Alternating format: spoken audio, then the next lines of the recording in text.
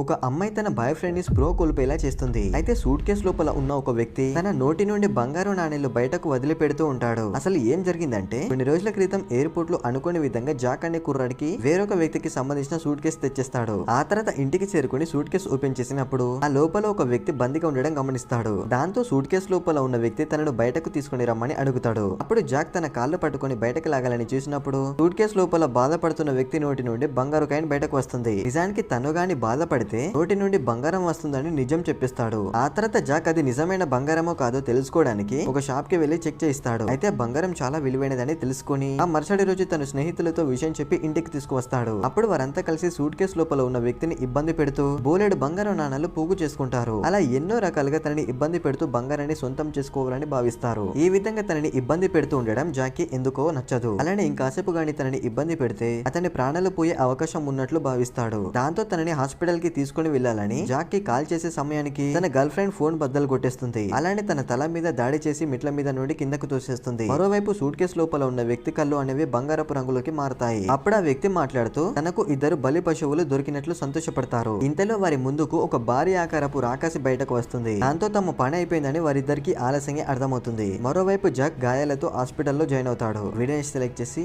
ఎలా ఉందో కామెంట్ చేయండి ఫ్రెండ్స్.